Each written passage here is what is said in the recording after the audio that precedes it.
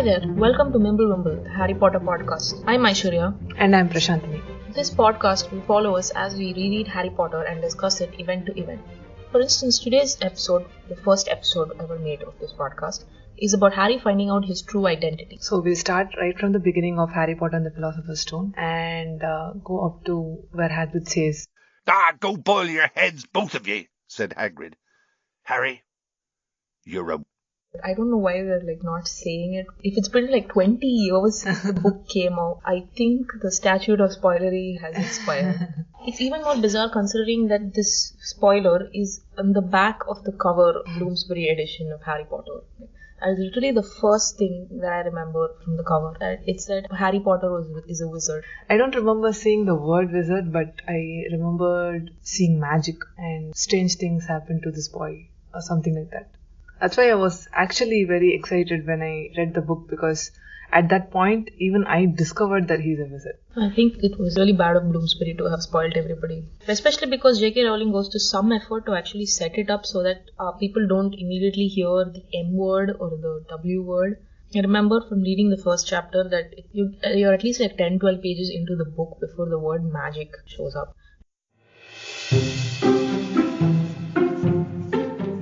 This chapter opens with this introduction of a family, the Dursley family. The major characteristic of this family is that it's boring. Yeah. Is that what you got? Yeah, completely. They're trying so hard to blend in and be normal. I was actually kind of surprised by the description, because the movies have formed a huge part of my memory with respect to the Dursleys. So when I read the chapter again now, and I saw that Petunia is blonde, it was really surprising, because to me, Petunia is how she appears in the movies. The actress who plays Petunia is so perfectly cast that I cannot imagine a blonde Petunia. She will always be dark-haired to me. I cannot believe I have read this book so many times, and this is how I am discovering this information. But I always remembered the long neck that she had, because it was interesting the way J.K. Rowling describes her neck. Mrs. Dursley was thin and blonde and had nearly twice the usual amount of neck, which came in very useful, as she spent so much of her time craning over garden fences, spying on the neighbours. So we get introduced to this family, and we see that Vernon Dursley, the man of the family, runs a drill company, which is again boring. A drill company that does not even call itself like Elon Musk's company does. You know what it's called, right? It's called the Boring Company. I would love to work there. Well, Vernon Dursley's company is unfortunately called Grunnings. Well, we meet all three members of the Dursley family in this particular chapter. We meet Vernon, Petunia, and their son, Dudley. But J.K. Rowling also goes on to describe members of the family that you don't immediately meet, like Petunia's sister, Lily, who she hadn't seen in several years. Except they don't refer to Lily by her name, they just call her Mrs. Potter. Petunia pretends that she doesn't have a sister, which is really sad. To be honest, I think most families do have that kind of relationship with one relative or the other. I know, it's not really strange. It's not something I question, because people just grow apart. Well, the first chapter is mainly about describing what the Dursleys do on a day-to-day basis. But it's also about one particular day which is out of the common for them, where they see a lot of peculiar things happening, but then they try to pretend it's not happening. But what I really picked up from all of this when I was rereading the book is Vernon Dursley and I connected on an unexpected level. When he went out for a break, which he claimed was for a walk, but he actually went to get a bun, and he came back with a donut. I feel him. I really do. I've often felt that pressure in the middle of the day to just break away. If there was a donut nearby, I would be there buying it. I did not really expect to connect with Vernon Dursley like I did when I was reading this again. Probably the one connection you can make, because he doesn't approve of imagination. That is so true. I'm completely like my father in that aspect. It's a lot of characters that we see around us put together in one very unpleasant man. I think a lot of J.K. Rowling's pet peeves are characteristics like not being open-minded, being very suspicious of new things. I found it really funny that when she describes how he works in his office, he basically goes to work and then he picks up the phone, yells at a few people. Yeah. That's that's her definition of work. So I'm fairly certain she's taking revenge on a few bosses there. And you know what? Like you connected to Vernon Dursley, I connected to Petunia because she loves gossip so much. Yeah. Oh yeah, definitely. I did not expect to connect with either of them. But yes, on those fronts I was like, oh, these people, they might as well just be me. And let's talk about the cat. Cat is amazing because she makes it anthropomorphic. She gives human expressions to the cat. Vernon always feels like the cat is behaving like a human being to him. Like it's looking at him, seems to be like, reading a map. Yeah. And it seems to be wearing glasses. I don't think it's wearing glasses. Yeah, there's like faint markings around the eyes that Vernon thinks it looks like glasses. That's an amazing cat. Every minute where she focused on this family, I was getting more and more excited about the wonderful things that are going to happen. I felt like the contrast was too big and it was really nice as a child to consume it. It is surprising that she would open a book about magic by describing people who are very decidedly unmagical. But of course, she immediately, almost immediately moves on to describing very, very magical people, including a old man who has a beard that is long enough to tuck into his belt and hair that is long enough to tuck into his belt. I want to know his hair care secrets. I think that would be very fascinating. If you follow J.K. Rowling on Twitter, you see her talk a lot about her characters, as though they still live in present day in a separate world. Yeah. And she has some sort of magical radio that tunes into what they're doing and she's describing it to us. I would be very interested in the details of Dumbledore's hair care regimen. You should probably ask her. I think I will. Probably will not get a response, but I've tried. And very Gandalf-like. I don't know if it was deliberate to connect to people who have read Lord of the Rings. No, I think the trope of having an old man be like a mentor / informant is not just from the Lord of the Rings. We can see that in a lot of pop culture phenomenon. Like Star Wars, for instance, has Obi-Wan Kenobi and Yoda, who are both old. To have an old man fulfill that role is very common. I don't think it's just a throwback to Lord of the Rings. What I meant was the beard. Oh, the beard. I also think some of the confusion might have come about, especially in your mind, because when the first Harry Potter movie came out, the first Lord of the Rings movie also came out. And suddenly we had Dumbledore and Gandalf played by two separate actors, but looking very similar. Right? There were lots of times where people would get them confused because they're both tall with long beards. I completely understand the confusion. This is very strange. People confuse Elijah Wood and Daniel Radcliffe. Yes. I have seen that tweet. It is very funny. I don't know about a tweet, but generally that happens. Even I've gotten confused because they do have very similar facial features. But to be fair, when Elijah Wood was in Lord of the Rings, he was not well. The tweet is that when Elijah Wood was in Japan or something like that, a fan confused him with Daniel Radcliffe and he didn't want to upset the fan, so he actually signed as Daniel Radcliffe, which I think is incredibly sweet of him. Yes.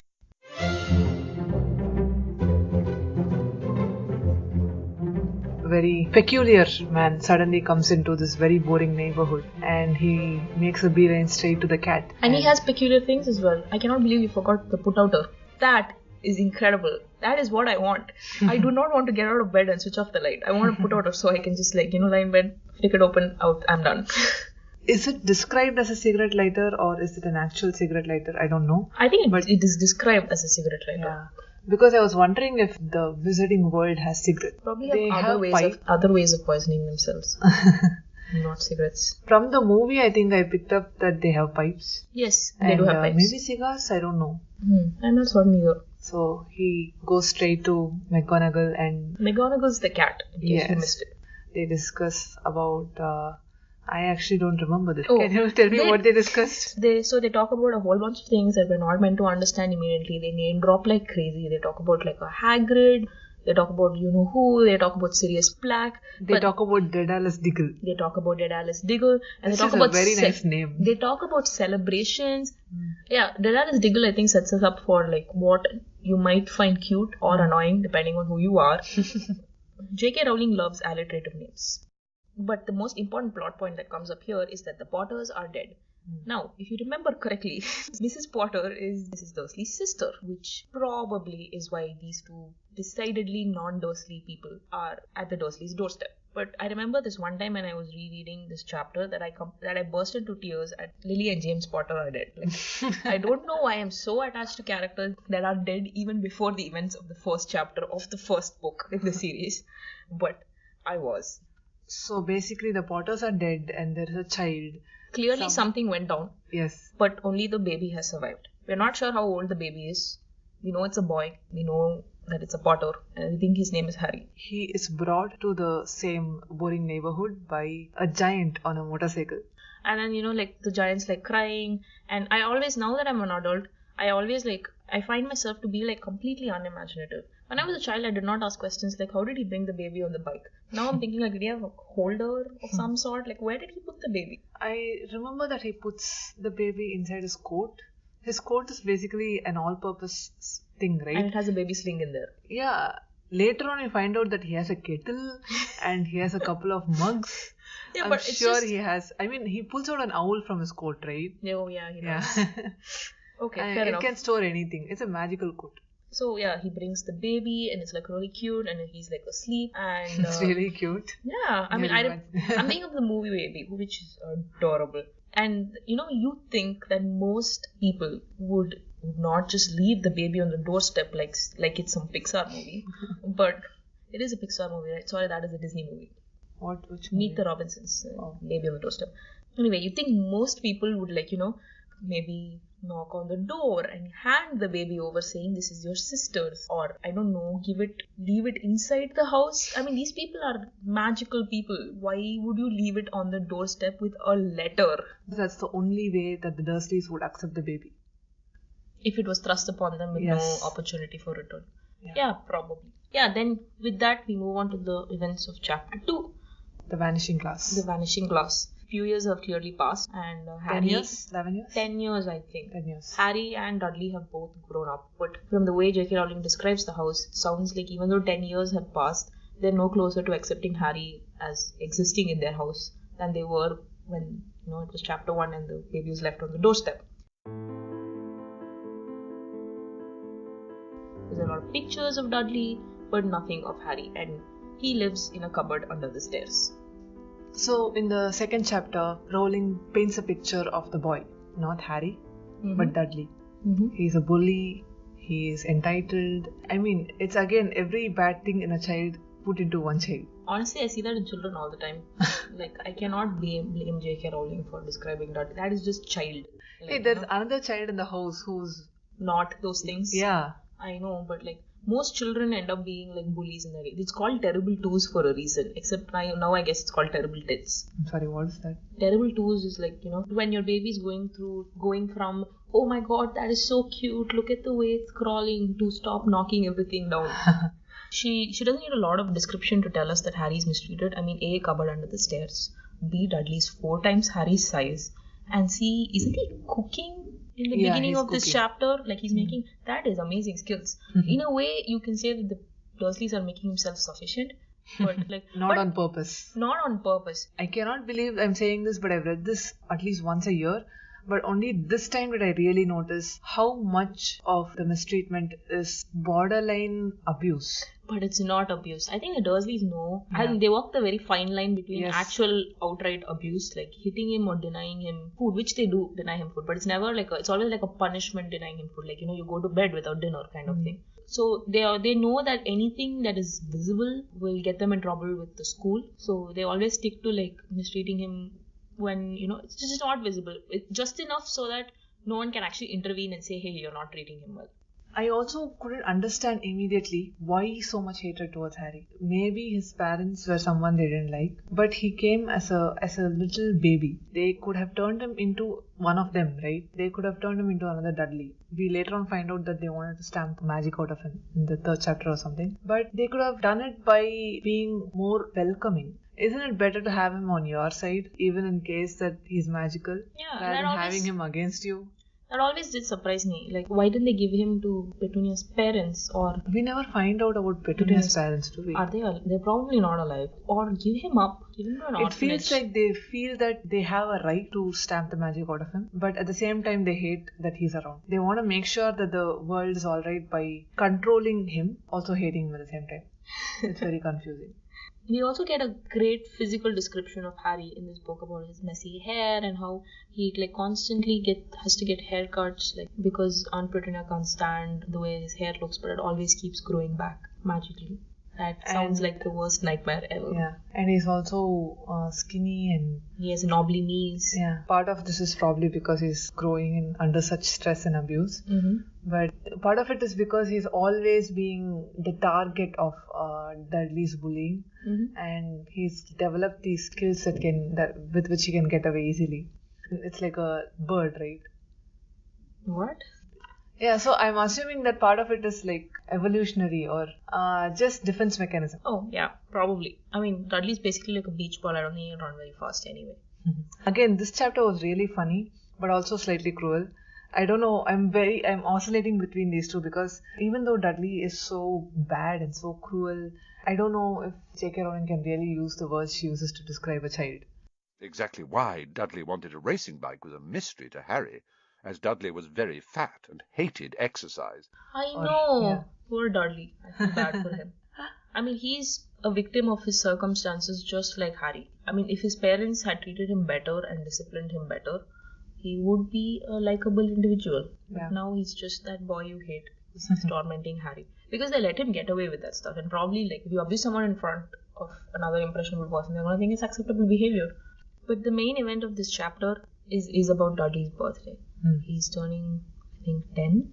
And he received 37 presents for his birthday.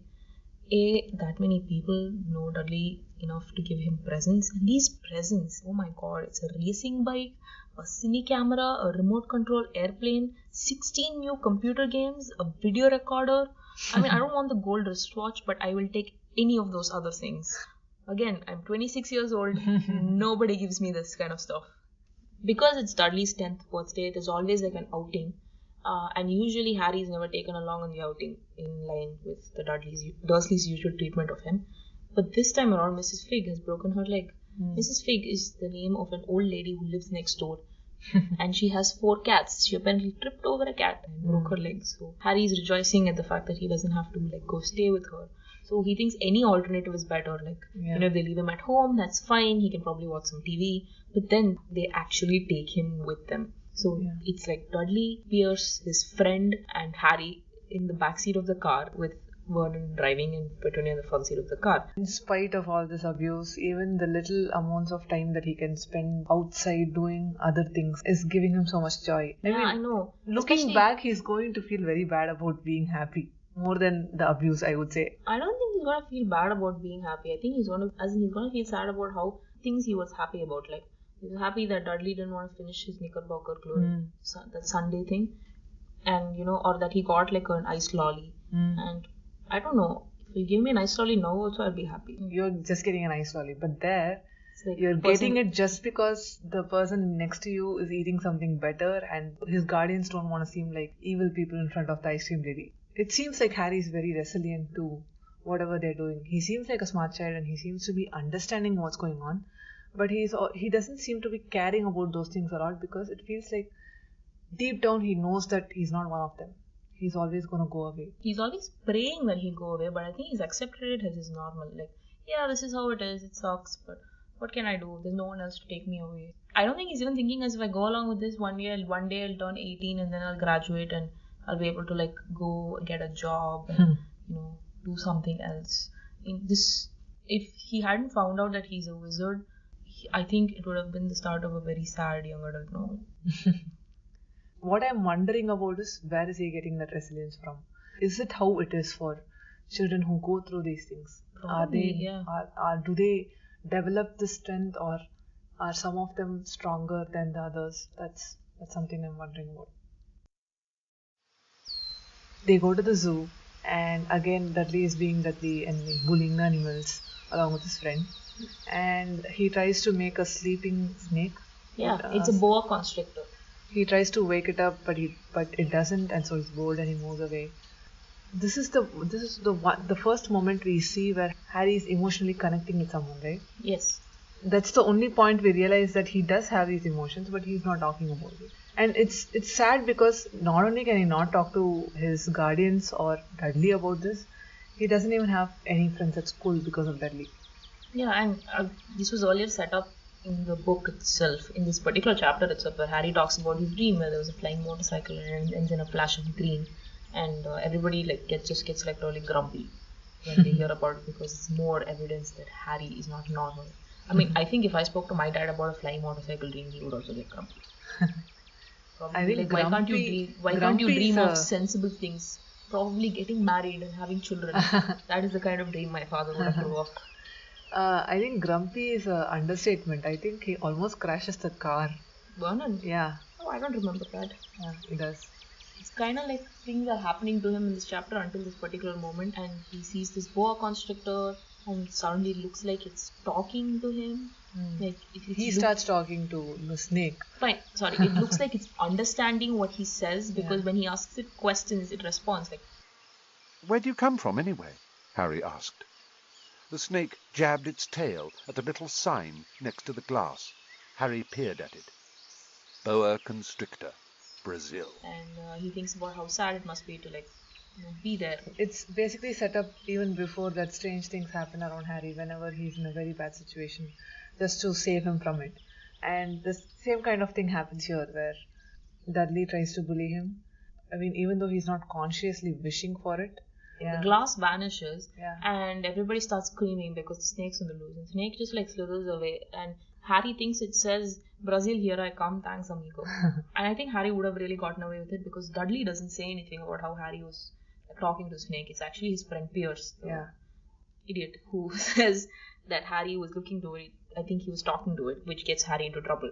He's sentenced to the cupboard and Uncle Vernon is so angry he can only wheeze out cupboard no and then accepts the drink the prisoner gives him, and that's it for Harry. He's being punished for something yet again.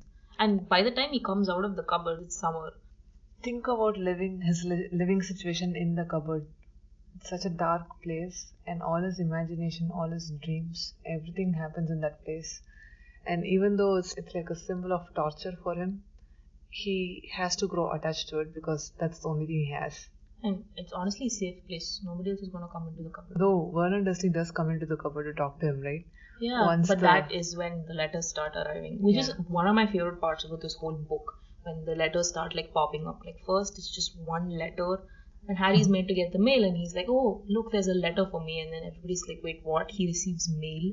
And it's not even a letter with paper. It's parchment. It's thick. It's heavy. There's green ink, which I have only ever seen used by principals. Yeah, school principals. School principals use green. And when they see that, immediately there's a fight, sort of, where Vernon confiscates the letter. I think the thing to note here is that it's addressed to Mr. Harry Potter and the address is the cupboard under the stairs. So it immediately reminds the Dursleys that somebody is watching to the extent where they know that Harry is in the cupboard under the stairs, and that's why Vernon visits him under the stairs to say, hey, you know what, we just realized even though you moved in here 10 years ago that we have a fourth bedroom where Dudley just keeps his broken stuff, so why don't you just go live there? But I really like that he stands up for himself. Oh yeah, he does. Yeah, he's not oh my god, those people are already tormenting me, I just let it go and it'll be fine. He yells at Vernon Dursley saying it's my letter and I want to see it. I was like, yeah, Harry. He has a lot of sass and a lot of strength and I really admire Harry already. I mean, he goes on to do great things, but to be in that situation and to react that way, that really takes a different kind of strength. Especially when Vernon is much, much larger than him. Yeah. And he just got out of the cupboard also. They make an obvious effort to be nice to him to the extent that Vernon actually makes Dudley get the mail the next day. We kind of skipped over the fact that Dudley gets into a different school than Harry. Dudley gets to go to Smeltings High where they have a uniform, and my favorite part where he gets a stick which the boys hit each other, which I think is amazing. All high schools should have that. And Harry is bound for Stonewall High, for which Aunt Petunia decides to dye some of Dudley's old clothes so that it matches the uniform, and Harry thinks it looks like bits of elephant skin. And he tells her that he didn't realize it has to be so wet. which like you said is the introduction of sassy Harry. That's such wit. Where did he get it from? Yeah, I know. I guess the little bits of TV he watches now and then is helping him. I wonder what kind of TV Harry watched. Probably something the Dursley family watches, right? Maybe shows that Dudley likes, some reality TV and news. BBC is there. There's a lot of BBC stuff. There's BBC. Do you think Harry watched Doctor Who? That's what I was just thinking. How I think J.K. Rowling deliberately doesn't mention what they watch to keep it from being attached to a particular time in human history. If she had said Harry watched Doctor Who, then generations from now when they're reading and Doctor Who, God forbid, is not there, people would be like, what is this Doctor Who? But now by not describing it, because of the time, I think it's more she doesn't want to associate some good TV show with the Dursleys. Awesome. Or maybe she's not a fan of Doctor Who, who knows? Blasphemy. Dudley goes to get the letters and realizes that, hey, there are two of them. There's again a little fight where Vernon wins. Then it starts getting like a little bit out of control afterwards. Vernon takes the day off and he nails in the mail slot so that nobody can insert any letters in there anymore. And there's this funny bit where Aunt Petunia tries to hand him fruitcake and he tries to use that as a hammer. Yeah, I think that's a great visual gag and it amazingly worked as a textual gag too. See, he explained to Aunt Petunia through a mouthful of nails, if they can't deliver them, they'll just give up. I'm not sure that'll work, Vernon. Oh, these people's minds work in strange ways, Petunia. They're not like you and me, said Uncle Vernon, trying to knock in a nail with a piece of fruitcake Aunt Petunia had just brought him. The Dursleys are quite unimaginative. They cannot put themselves in someone else's shoes and think, okay, so what will stop these mails from coming? And then the next day, more letters come in. Sometimes through like the small window in the bathroom. But it always surprises me. Why don't they just try to throw it into Harry's room? Like, he has a window. I think maybe that's one of the first things Vernon would have done, which would have been to like make sure that the window in Harry's room doesn't open. It just keeps increasing. I mean, first there's 1, and then 1, another 1, and then there's 3, 12, and 24. It starts coming in more and more bizarre ways. Like, it just gets out of control. The more that the Dursleys try to deny that there's a letter, the more bizarre it gets. And then my favorite scene of all time, Vernon's like sitting down and he's happy because it's Sunday and there's no mail on Sunday, and then there's like letters pelting out of the fireplace, and it looks so amazing in the movie. Yes. It also made me really disappointed in Harry because there are so many letters flying around and you couldn't steal one. So why are so many people trying to talk to Harry? Like Dudley asks, who's trying to talk to you so badly? That is the incident that sets off Vernon. He like tells everybody to pack a bag and get in the car, and they drive out to Railview Hotel. He assumes that because they have moved away that the letters would cease, but there are 100 letters at the front desk. And I remember there's this one scene where like Dudley turns around to his mom and says, "Daddy's gone mad, hasn't he?" Yeah. In the book he says it dully, but in the movie he's like, "We're going away! Far away! Where they can't find us! Daddy's gone mad, hasn't he?" I love the way he says it, and I love Petunia's reaction to it. She's like completely confused. It's her sister's son, and she doesn't seem to be making any decisions. I find it really strange. I think she's just like given up, and she like just gives him like all the entire way, like whatever he wants to do. She's just so withdrawn into herself. So and probably ashamed. In their world where everything is perfect, this imperfection is something to be ashamed of. Her husband has accepted her in spite of her shame, and she's probably thankful to him, and she'll let him go crazy. Makes me wonder how they even met. Like, how did they find each other? They are so evil and spiteful and so boring. What did they do? How did they date? Probably in the most boring manner. What we've also forgotten to note so far is all of these events happen in the week leading up to Harry's birthday. Right? And it's like the most miserable birthday he's ever had, because the night before his birthday they're in a hut on a little island in the middle of the sea, and there's like a storm.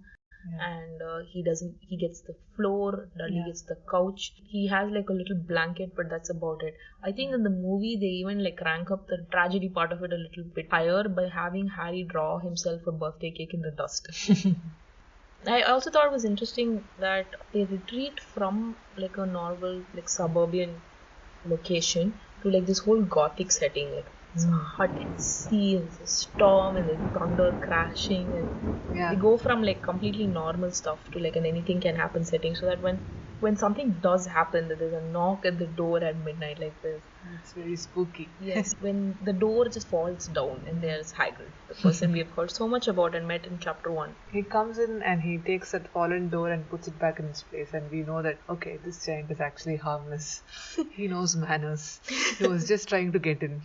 I don't know about harmless, because he does a lot of stuff, like he bends Vernon's gun into a knot and he gives Dudley a pig's tail, which I thought was very cruel. I mean, poor Dudley. He's basically a product of his parents. He's still a child. Even if Dudley had been like a teenager, maybe his actions can still be condemned. But right now he's a child, and whatever he is entirely his parents' fault. Yeah, and giving him a pig's tail is just really cruel. You could have given Vernon the pig's tail, not Dudley. Yeah, I agree. Though when I first read it, I found it really funny, and no, it's poetic justice that's immediately delivered also. This person who has suddenly stormed in for Harry's defense is like giving him the satisfaction that he has been denied all this time. It's mainly for Harry. Dudley is just eating the cake. Vernon is the one who moved them. He's the one who's trying to start a fight with Hagrid. He's the one who insults Dumbledore. It does make sense that hurting Dudley would be the best way to hurt Vernon. Still. That cake does sound really damn good. Chocolate with like green icing on it. It's pretty amazing that Harry finally gets a proper present on his birthday. Yeah. The letter, you mean? No, I meant the cake. So there is some truth that Hagrid is trying to tell Harry, but both the Dursleys are very against it. They told Harry that his parents died in a car crash, and Hagrid gets really outraged when he hears that, and he decides to just drop the bomb. Except he does in his really peculiar manner where he's like, you don't know what you are. Honestly, after Twilight, the only answer I expect from that question is always vampire. And it's really cute when Hagrid is like, you don't know anything, and Harry's like, well, I know some things. And he hands Harry a letter where it's addressed to Mr. Harry Potter, floor, cut on the rock, see. It is a nice thing that the first person that Harry is exposed to from the magical world is someone who's capable of being affectionate towards him.